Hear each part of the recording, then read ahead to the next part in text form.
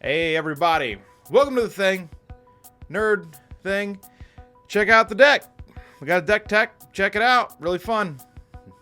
Ovika. Ovika Enigma Goliath is a 7 mana, 6/6 flyer with Ward 3, pay 3 life. You heard me right, I said 7 CMC, that's 5, a blue and a red. But don't worry, we're gonna get to Ovika consistently. Oh, thank goodness. Ovika also has, whenever you cast a non-creature spell, create X 1/1 red Phyrexian goblin creature tokens, where X is the mana value of the spell. They gain haste until end of turn. That's a lot of words. What that means is if you cast a Swan Song, you get 1 goblin. If you cast an Arcane Signet, you get 2 goblins. But first, how do we get Ovika out before turn 6, turn 7? Because we don't want to be sitting around until then watching everyone else play. Shit, you got that right. Well, we got all our classics. Soul Ring, Arcane Signet. If you have Mana Crypt or Jeweled Lotus, these are must-haves in this deck. But we also have spells like Battle Hymn, Big Score, and Unexpected Windfall.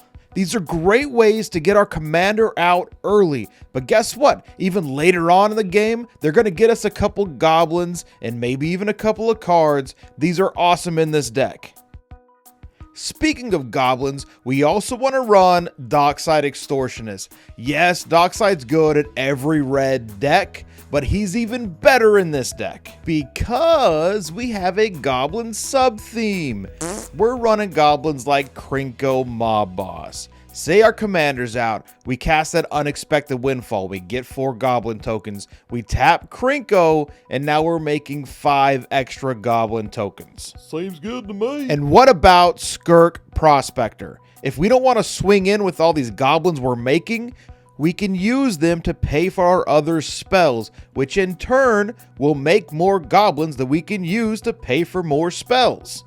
Let's say we got our Prospector out and we want to cast, I don't know, a Shared Animosity. We sacrifice 3 goblins, which pays for Shared Animosity, which gives us 3 more goblins. That's almost free. No, it is free, just with a little bit of a down payment. Now we're only running 4 goblins in here, but the last one is Goblin Matron. She's worth every penny because the other 3 goblins are that good. You want to get them out as consistently as possible. Gamble will also get us there, but you might lose that card in the process. But hey, at least it'll net us a goblin.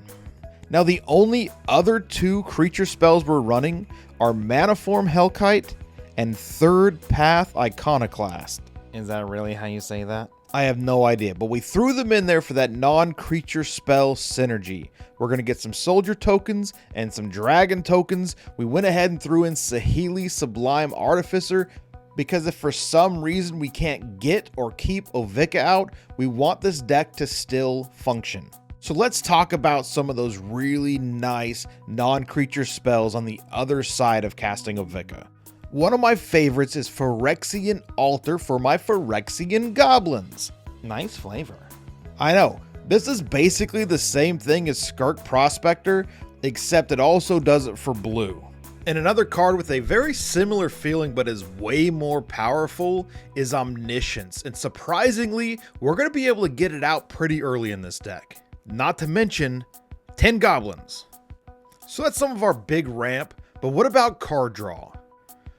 Rhystic Study, Mystic Remora, Skull Clamp, these are musts in this deck, but they go in a lot of other decks.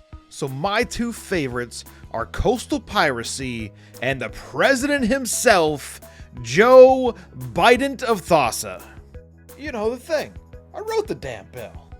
Gotta remember that these goblins coming out have haste, so if you cast Joe Biden of Thassa, you're going to get 4 goblins. You're probably going to get 1 or 2 of them through, or you can do a little politicking and maybe get all 4 of them through.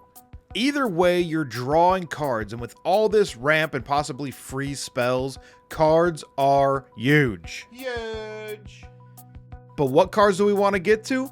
How about Amanatu's Augury? This card is amazing. It's usually going to get you a land, an enchantment, An artifact lets you cast an instant and a sorcery in this deck. You might get a creature or planeswalker, but as long as you got your commander out, you're going to get those 8 hasty Phyrexian goblins. And what if one of the cards you exile is Surge to Victory? That means you can cast it, exile Aminatu's Augury, give those 8 goblins you just made +8/+0 until end of turn. Then you swing in with those hasty goblins, and whichever ones deal damage, which some of them will, you're going to be able to cast Aminatu's Augury again. Other cards you might be able to exile and cast for free: Temporal Trespass, Time Stretch. How about you take some extra turns? Oh, and here's a fun one. If you have 10 creatures out, how about you cast Volcanic Salvo for 2? And that 6 damage to 2 creatures is fine, but that 12 goblins for 2 mana is just really, really nice. There's tons of value in this deck, we've seen that, but how do we win? Oh. Well, Shared Animosity is great. If you want to go wide, go big, swing in for the win, that's always fun. But personally, I like non-combat damage, things like Impact Trimmers. I mean, Impact Trimmers with Ovika turns Deflecting Swat into a Lightning Bolt. Except you can split the damage and you still get to change the target of the spell. And an even better card for the same exact mana cost is Goblin Bombardment. Not only is the flavor there, but you get to weaponize the goblins that are already on the battlefield. There are so many good cards in this deck that I haven't even talked about. Please do yourself a favor, go to my Mox Field. I'll put a link in the description and maybe even the comments down below. Play it, check it out for yourself. And hey, if you like what I'm doing here, go ahead and hit that thumbs up, subscribe, and let me know in the comments below what deck you want me to build next. But hey, this has been Ovika, Enigma Goliath, a surprisingly fun commander from Phyrexia. All will be one. Ovika. Ovika.